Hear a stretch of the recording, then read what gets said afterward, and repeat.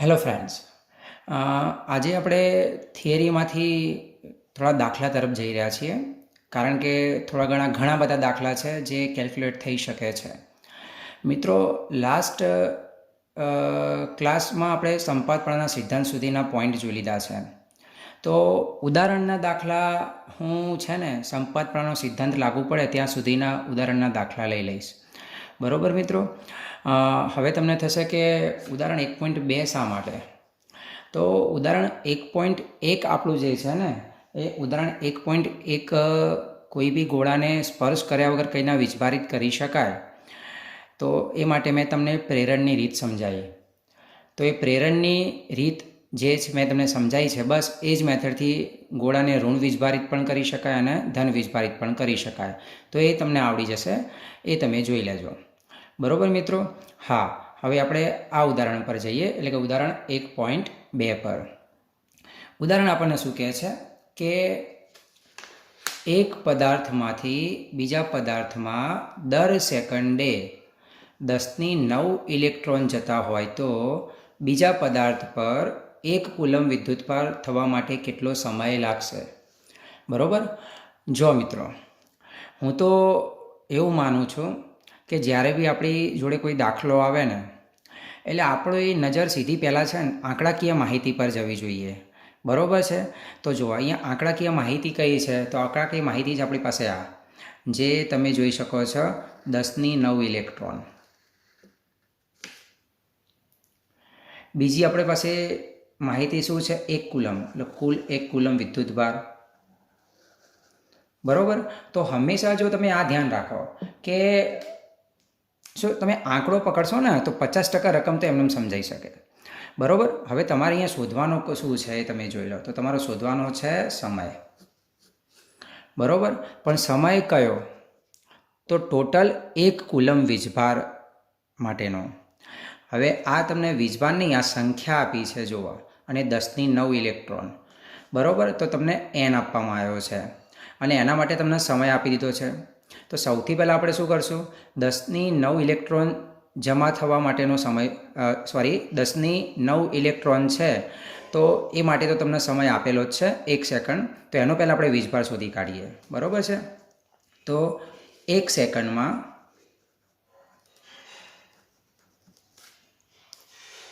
જમા થતો વીજભાર. બરાબર? એ વીજભારને આપણે કહી દઈએ છીએ, ચલો Q ડેશ. તો Q ડેશ બરાબર સૂત્ર શું બનશે? Ne. બરાબર મિત્રો? હવે જુઓ, આ સૂત્ર ઇમ્પોર્ટન્ટ છે, મેં પહેલાં જ કહ્યું હતું ને. બરાબર? તો હવે આપણે અહીંયા જઈએ તો સૂત્ર પ્રમાણે ચલો કિંમત મૂકી દઈએ. તો Q ડેશ બરાબર આપણી પાસે n કેટલા છે? તો n છે 10⁹. વીજભારનું મૂલ્ય કેટલું હશે? તો 1.6 ગુણ્યા 10⁻⁻19 કુલમ. તો અહીંયા તમારી પાસે શું આવશે? જુઓ, 1.6 ગુણ્યા 10⁻10 કુલમ. તો મિત્રો, આ આપણી પાસે જે આવ્યો ને પોઈન્ટ, એ પોઈન્ટ તમે જોઈ લો. આ જે વીજભાર આપણને મળ્યો, એ વીજભાર કેટલા સમય માટે છે? તો 1 સેકન્ડ માટે. આ બહુ સિમ્પલ થઈ ગયું. તમને 1 કુલ વીજભાર આપેલો છે, 1 કુલમ. એ સમય તમારે શોધવાનો છે. આ કુલ વીજભારનો સમય તમારી પાસે છે. તો આપણે આને આ રીતે લખી શકીએ કે 1.6 ગુણ્યા 10⁻19 કુલમ વીજભાર થવા માટે, વીજભાર જમા થવા માટે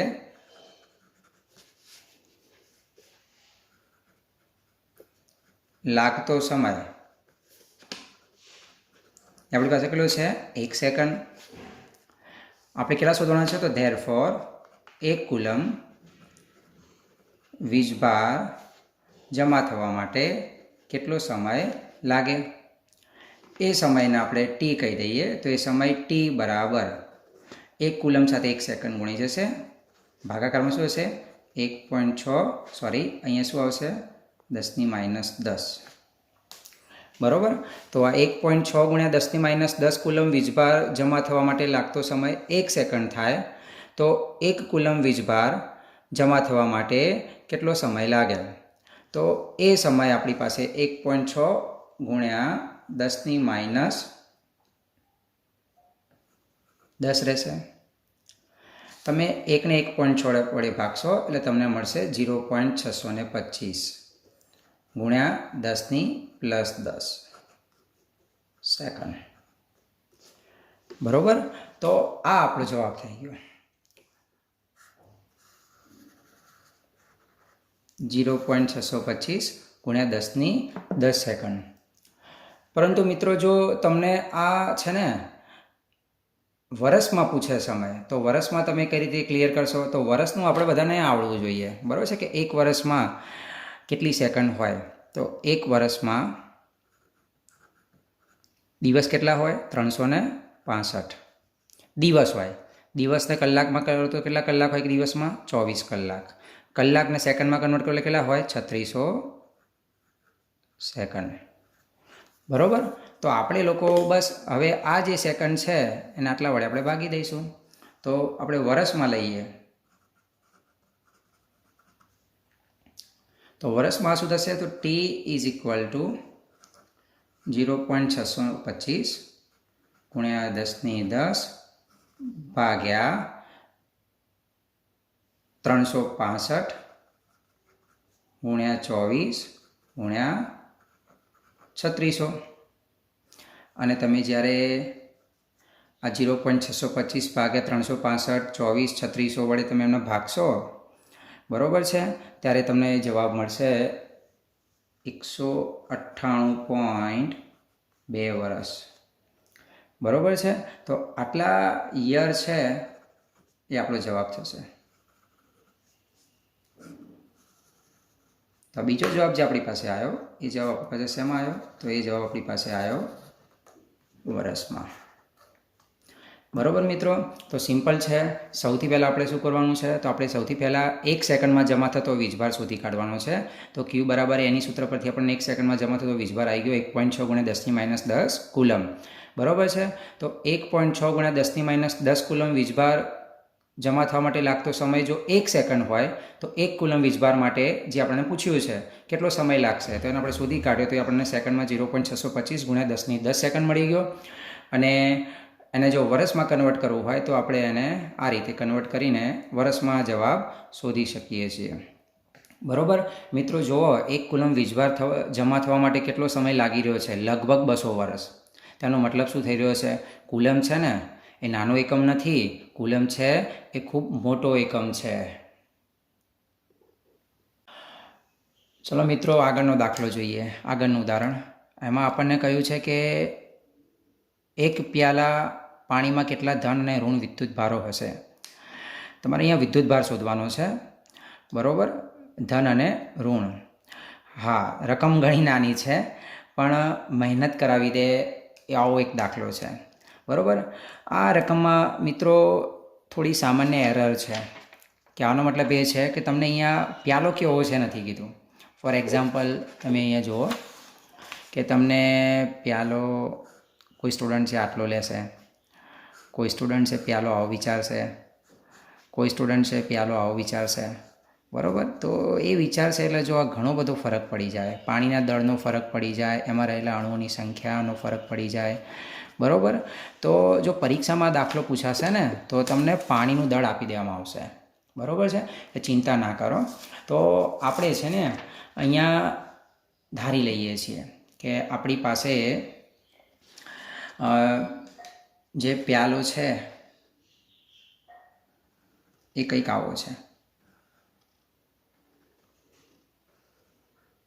આવો છે કહેવાનો મતલબ છે કે હું એના અંદર રહેલા દળની પણ વાત કરીશ. તો પાણી ભર્યું છે અને પાણીના અણુઓ છે.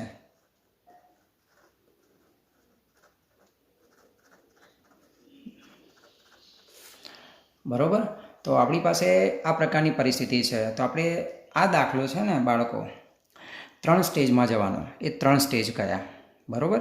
જો મેં હાલે જ તમને સમજાવ્યું હતું કે આ તમે સાઇઝ બદલો છો એટલે અણુઓની સંખ્યા, દળ બંને બદલાઈ જશે. તો આપણે એ 3 સ્ટેજ કયા છે એની વાત કરી લઈએ. તો એ 3 સ્ટેજ છે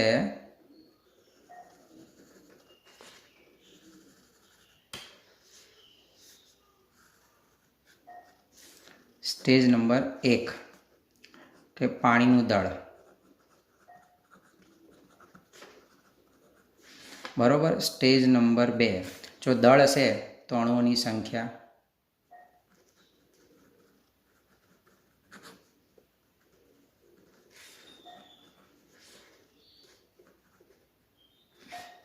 અને છેલ્લું સ્ટેજ આપણું કયું રહેશે? તો છેલ્લું સ્ટેજ આપણું સૂત્ર રહેશે કે ક્યુ બરાબર એની, બરાબર. તો આ 3 સ્ટેજમાં તમે જો દાખલો યાદ રાખવો હોય, બરાબર છે, તો તમે એટલું સમજી લો કે આ દાખલો 3 સ્ટેજમાં જવાનો. સૌથી પહેલાં તમારે દળની વાત કરવી પડશે કે આ પાણીનું દળ કેટલું છે. એ પાણીના એટલે કે તમે જેટલા દળનું પાણી ધારો છો એમાં અણુઓની સંખ્યા કેટલી છે એ તમારે લેવી પડશે. મિત્રો તમે આ ખાસ જોઈ લેજો, આ કેપિટલ એન છે ને આ સ્મોલ એન છે, એટલે બંને સરખા ના સમજી લેતા. ઓકે, હા.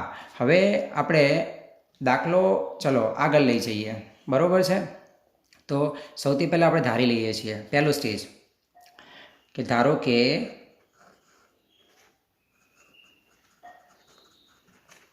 પાણીનું દળ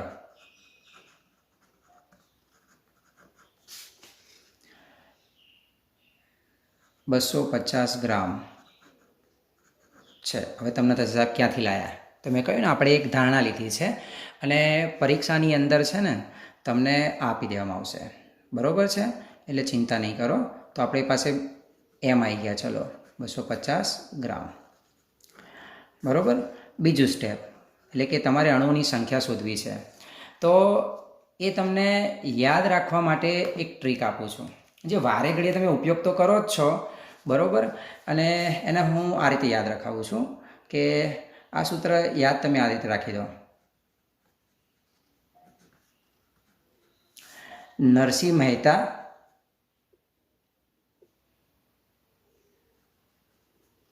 બરાબર નરેન્દ્ર મોદી,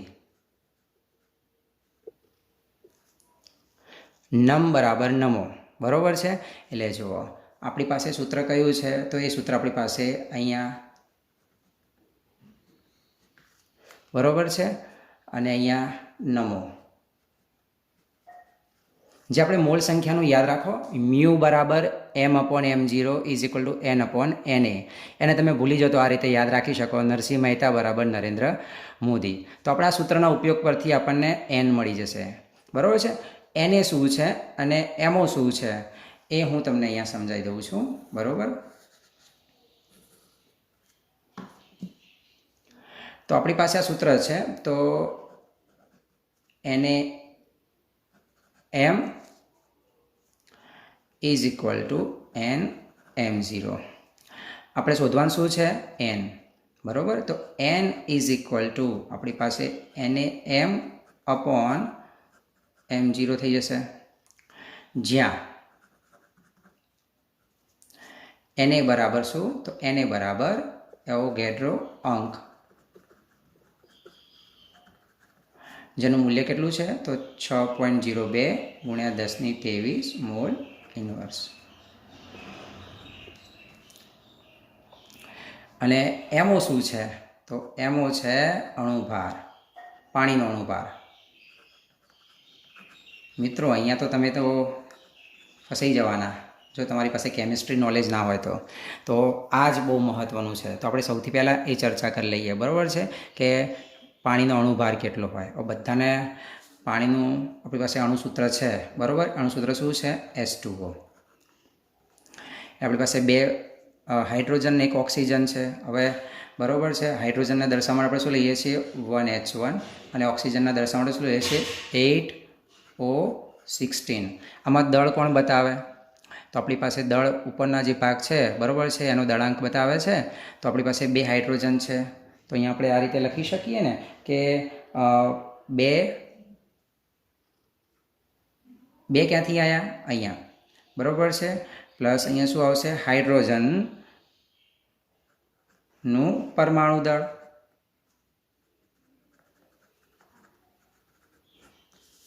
પ્લસ ઓક્સિજનનું પરમાણુ દળ. તો અહીંયા હવે ક્લિયર થઈ ગયું ને? હાઇડ્રોજનનું પરમાણુ દળ તો કેટલું છે? 1 ગ્રામ.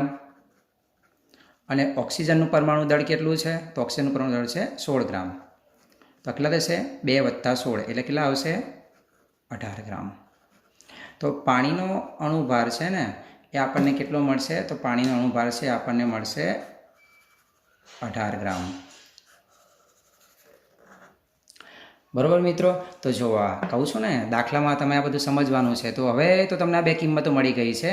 બરાબર? તો એ આપણે પાછળથી મૂકી દઈએ. સૌથી પહેલાં આપણે શું કરીએ? સૌથી પહેલાં છે આપણે આ સૂત્રને હાઇલાઇટ કરી દઈએ. બરાબર છે? અને એને હું કહી દઉં છું સમીકરણ નંબર 1. બરાબર? હા. હવે જુઓ, હવે દાખલો આગળ જઈ રહ્યો છે. 2 સ્ટેજ પૂરા થઈ ગયા મિત્રો. પાણીનું દળ 250 ગ્રામ આવી ગયું. અણુની સંખ્યા કેટલી આવી ગઈ? તો અણુની સંખ્યા ગઈ આપણી પાસે, બરાબર છે, NaM/M0. આપણે આગળ જઈને એને મૂલ્ય મૂકી દઈશું. હવે જુઓ, સૌથી પહેલાં પ્રશ્ન એ છે કે આ 250 ગ્રામ પાણીના દળમાં કેટલા અણુઓ રહેલા છે? તો આટલા અણુઓ રહેલા છે. પણ હવે જ્યારે હું એક અણુની વાત કરું, એક અણુની વાત, બરાબર છે, ધારો કે આ એક અણુ છે, તો કોઈ મને કહી શકે કે પાણીના એક અણુમાં કેટલા પ્રોટોન અને કેટલા ઇલેક્ટ્રોન રહેલા છે? બરાબર? તો જુઓ, એ બી અહીંયા ક્લિયર જ છે ને. અહીંયા જુઓ તમે, આ શું બતાવે છે? પ્રોટોનની સંખ્યા બતાવે છે. બરાબર? તો પાણીના એક અણુમાં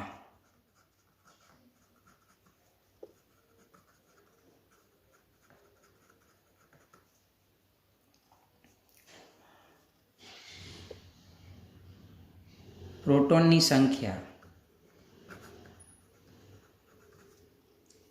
બરાબર છે, તો એ પ્રોટોનની સંખ્યા આપણી પાસે કેટલી થશે એ જુઓ. તો પ્રોટોનની સંખ્યા આપણી પાસે હાઇડ્રોજનના, બરાબર છે, 1 + 1 એટલે 2 થઈ જશે ને, તો 2 પ્રોટોન થઈ જશે. બરાબર છે? તો એ આવશે 2 વત્તા અહીંયા ઓક્સિજનમાં કેટલા પ્રોટોન છે? 8. તો ટોટલ કેટલા પ્રોટોન થશે? 10 પ્રોટોન. બરાબર? આ એ જ રીતે આપણે કહી શકીએ કે ધેરફોર ઇલેક્ટ્રોનની સંખ્યા પણ કેટલી થશે? 10 ઇલેક્ટ્રોન. બરાબર મિત્રો? તો હવે તમે એ જોઈ શકો છો ને કે આપણે આને કન્વર્ટ કઈ રીતે કરવાનું રહેશે.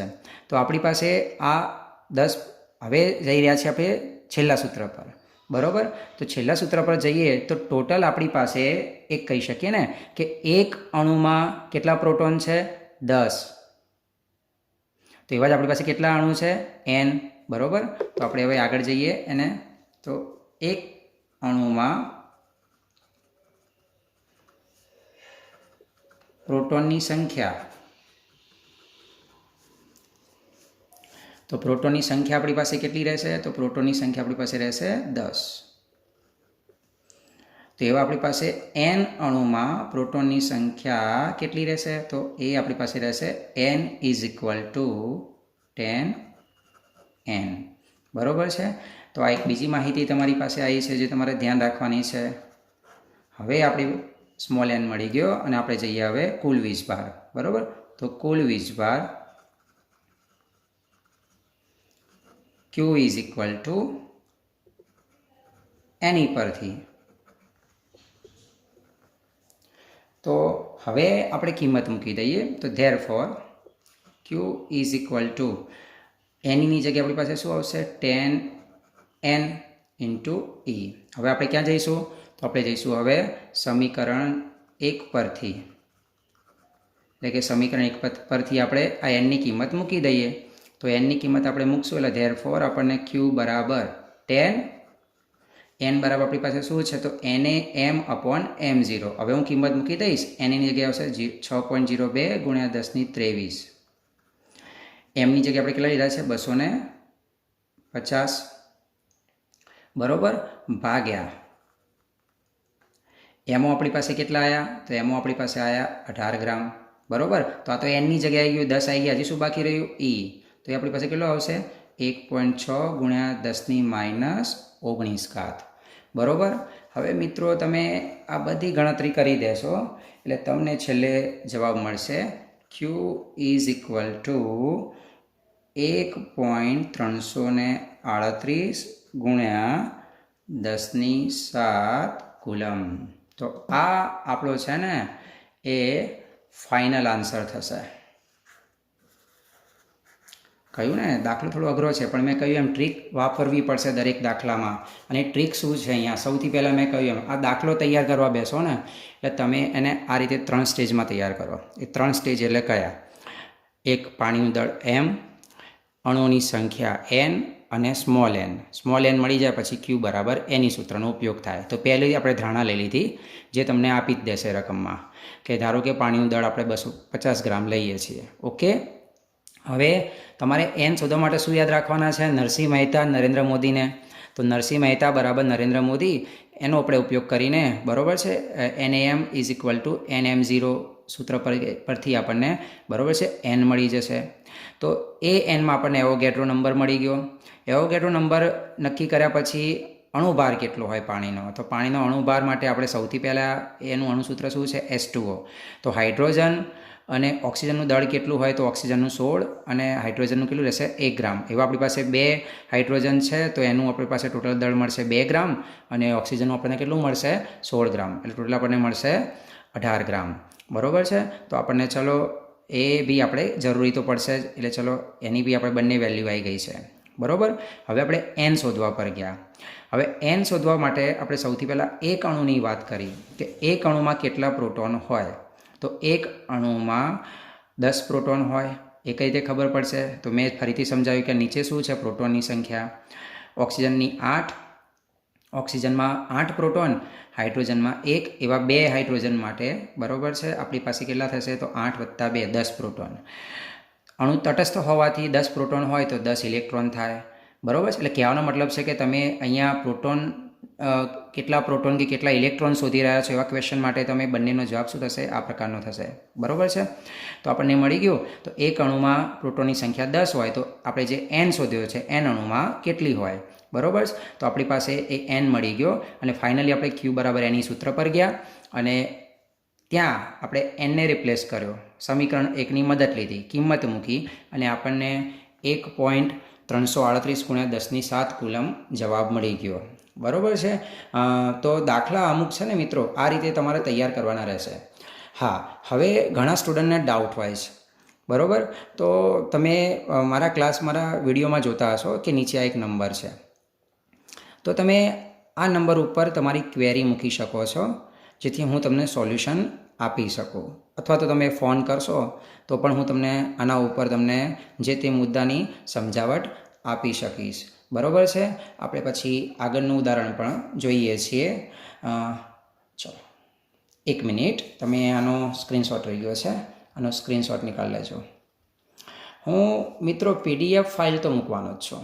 બરાબર. એટલે તમે ધારો કે તમને અહીંયા કોઈ ડાઉટ હોય, અહીંયા કોઈ પ્રોબ્લેમ હોય